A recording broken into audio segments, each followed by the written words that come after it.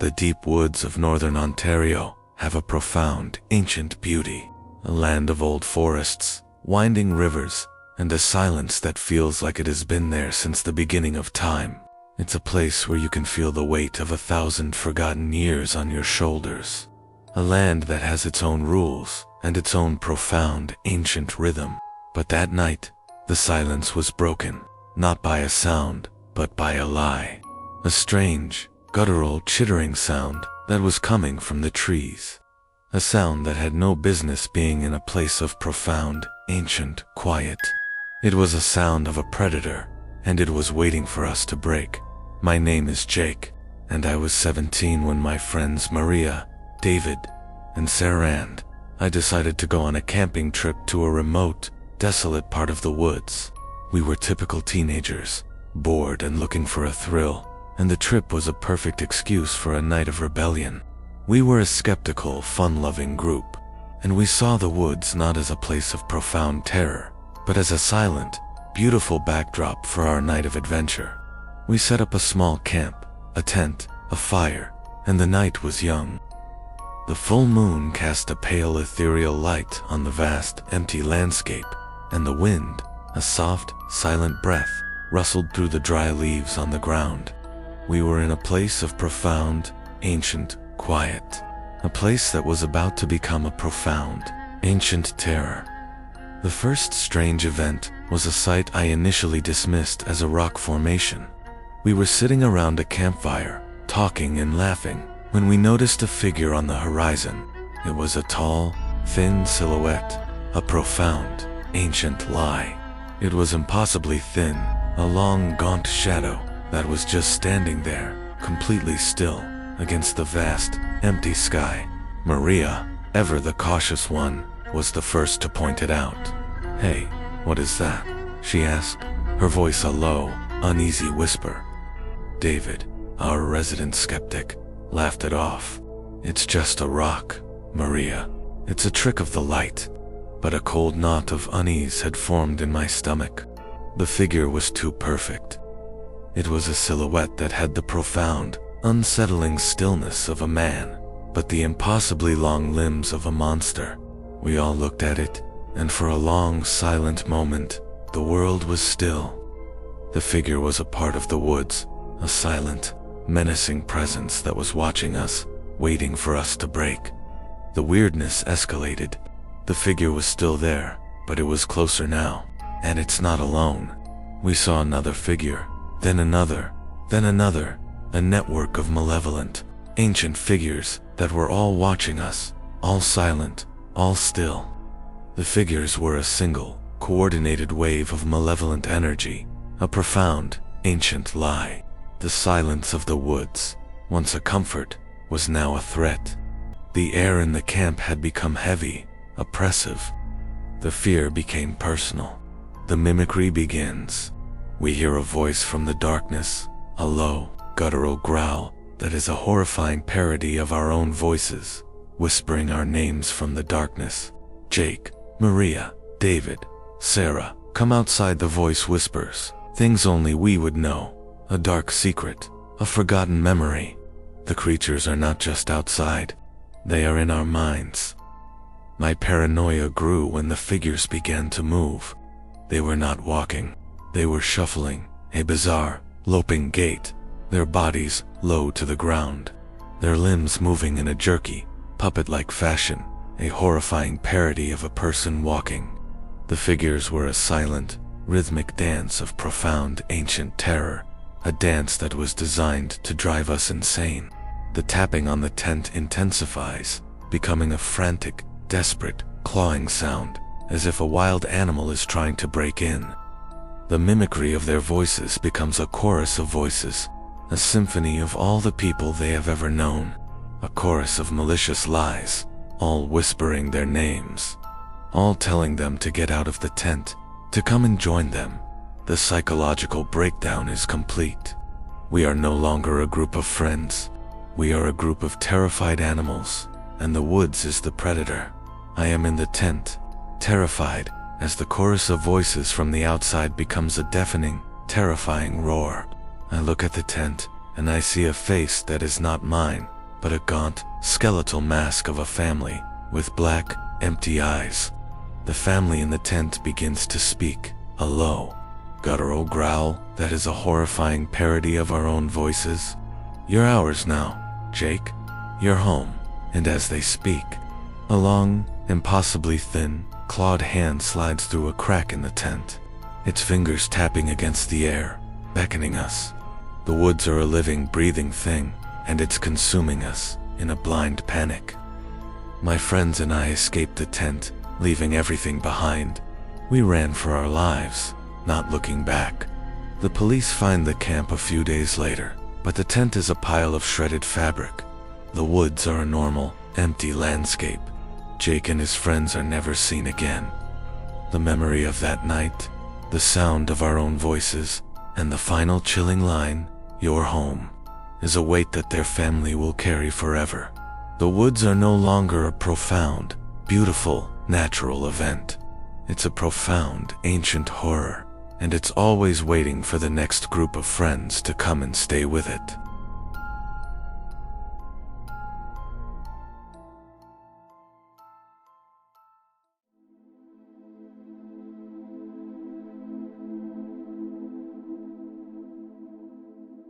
The deep woods in winter have a profound, ancient silence. It's a silence you can feel in your bones, a heavy, oppressive quiet that can make you feel like you're the last person on earth. But that night, the silence was broken, not by a sound, but by a lie, a high-pitched, ethereal whistling sound that was a perfect, chilling mimicry of a woman's voice, a sweet, melodic sound that had no business being 100 miles from civilization, a voice that was waiting for me to come outside. I was a trapper, a man who knew the rules of the wilderness.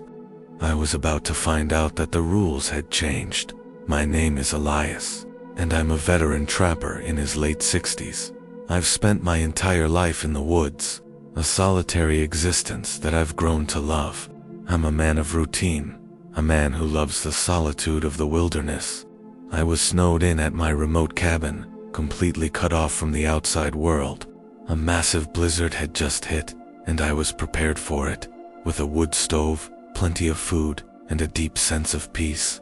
I saw the blizzard as a profound, beautiful, natural event, a time to read, to think, to be alone with my own thoughts. I was a skeptic, a man who sees the world in facts and evidence, a man who believes that every strange event has a rational explanation. But that was about to change. I was 100 miles from the nearest town, and the blizzard was a profound, ancient blanket of profound darkness. The first strange event was a sound that was too deliberate to be natural. The blizzard was a deafening white noise, a profound, continuous roar that filled the air. But in the midst of it, I started hearing a high-pitched, ethereal whistling sound that seemed to be coming from the darkness outside my cabin. I dismissed it as the wind, a trick of the acoustics, but the whistling was too rhythmic, too deliberate. It was a tune, a perfect, chilling mimicry of a lullaby my mother used to sing to me, a song I had not heard in 60 years. The sound was a profound, ancient lie, a weapon that was designed to get me to open the door. The weirdness escalated. The whistling became a voice, a perfect, chilling imitation of my dead wife's voice, whispering my name from the darkness outside the cabin. "Elias, come home." The voice was a haunting, ethereal sound, a sound that had no business being 100 miles from civilization. It was a perfect, chilling mimicry of her gentle tone, her slight, sweet lilt. It was a profound, malicious lie.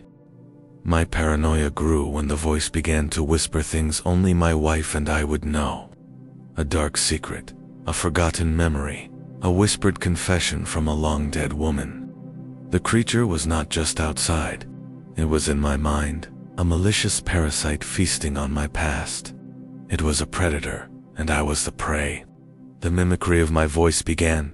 I heard a sound from the outside, a low, guttural growl that is a horrifying parody of my own voice. "You're ours now, Elias. You're home." The voice whispers, things only I would know, a dark secret, a forgotten memory. The creature is a profound, malicious entity that is in my mind. The cabin was no longer a sanctuary, it was a cage.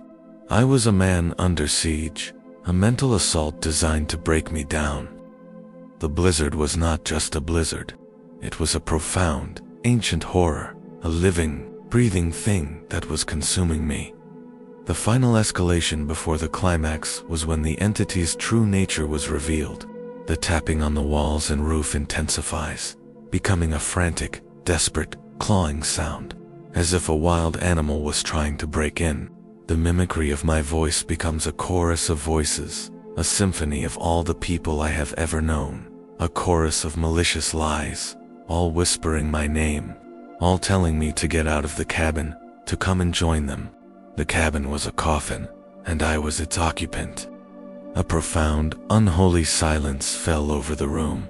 The chorus of voices from the outside became a deafening, terrifying roar. I look at my reflection in the window, and I see a face that is not mine, but a gaunt, skeletal mask of a man with black, empty eyes. The face begins to speak, a low, guttural growl that is a horrifying parody of my own voice.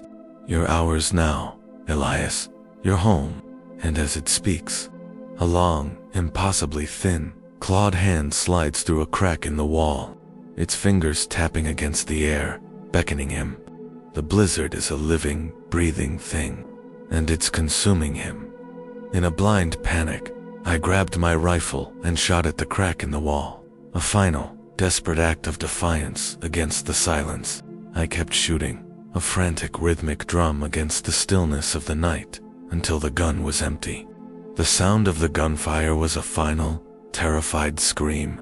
A few days later, a rescue team found me, a silent, empty shell of a man, my mind a blur of fear and exhaustion.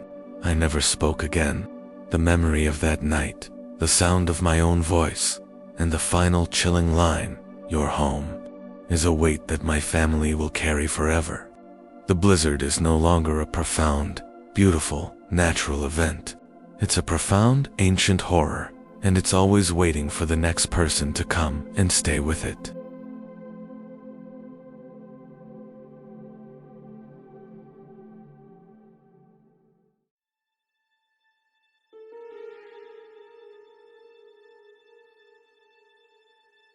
A person who spends a lot of time in the wilderness learns to recognize every sound: the rustle of a deer, the howl of a coyote, the snap of a twig underfoot.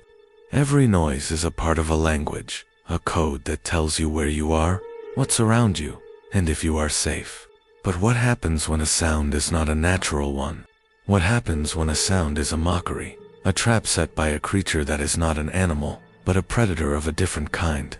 I am a hunter, a person who has spent my entire life in the deep woods.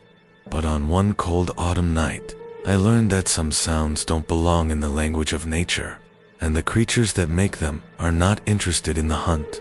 They are interested in the game. I was out alone, a few days' hike into a remote, secluded part of the forest that was known for its quiet solitude and its ancient, towering trees. The air was crisp, the scent of pine was intoxicating, and the only sound was the gentle rustle of leaves in the wind. I was an experienced hunter, a person who found a strange comfort in the solitude of the woods. But the silence was oppressive. It was a silence that felt less like an absence of sound and more like a heavy, physical weight. The sun was setting, casting long, eerie shadows across the clearing, and I felt a profound sense of unease, a chilling certainty that I was not alone. The strange sounds began just after midnight. It was a low, rhythmic tapping of a stick on a tree, a sound that seemed to be coming from deep within the woods. I dismissed it as a woodpecker or a fallen branch, but the tapping was too rhythmic, too deliberate. It was a slow, methodical beat, and it seemed to be getting closer with every passing hour. My paranoia built to a fever pitch. The tapping, which had once been a faint, distant sound, was now a constant, low drone that seemed to be coming from the woods themselves. The tapping was a ghost in my mind, a constant, maddening chorus of 1,000 voices, all speaking at once, all telling a terrifying, fragmented story of a life that was created and a life that was lost. I started to hear a new sound, a low guttural growl that seemed to be coming from the woods. It was a sound that was not of any animal I had ever heard, a sound that spoke of a profound, ancient terror. The growl and the tapping became a chorus of 1,000 voices, all speaking at once, all telling a terrifying, fragmented story of a life that was created and a life that was lost. The wood's walls seemed to be pulsing with a malevolent energy, a rhythmic beat that was the heartbeat of the woods itself. The shadows in the trees began to move on their own, to writhe and stretch into grotesque, human-like shapes. I felt a cold, physical touch on my arm, and I saw a fleeting reflection of an old-fashioned person in a puddle of water, a ghostly, terrified face that was gone as quickly as it appeared. The tapping and the growl were now a deafening, frantic shriek, a terrifying chorus of 1,000 tiny, desperate voices. The wood's walls began to move, its trees twisting and turning, its shadows flying through the air. The tapping and the growl are a deafening shriek, and I realize the woods are not a place of comfort. It is a place of despair, and the entity is here to feed on them. The final hour was a terrifying descent into madness. The tapping was a constant, deafening chorus, 1,000 voices all speaking at once, a torrent of despair and anguish that was drowning out my own thoughts. The front door began to slam on its own, the sound a deafening, rhythmic beat that was a countdown to a climax I didn't want to be a part of. The shadows from the house began to coalesce into a single, massive, amorphous shape, a living, breathing entity of pure despair. The growl was a deafening shriek, and I realized the house is not a place of comfort. It is a place of despair, and the entity is here to feed on me, to consume my fear and my anguish, to make me a part of its eternal, horrifying cycle. The creature emerges from the woods, a tall, impossibly thin figure with long, spindly limbs. Its face is a terrifying collection of clicking mandibles, and its eyes are a burning, malevolent red. The creature begins to move toward us, its movements a terrifying, silent, and fluid dance. I ran. I didn't stop until I was out of the woods, out in the cold, rainy night. I never looked back. The experience left me with a lasting, profound sense of trauma. The tapping on the window, a ghost in my own mind, is a constant companion. I can no longer be in the woods at night, and the sound of a simple tapping is enough to send a shiver of cold dread down my spine. The woods are still there, a massive, brick structure that is a silent monument to a living evil, and I know, with a cold, lasting dread, that the despair is still there, waiting for its next visitor, a new person to become a part of the despair.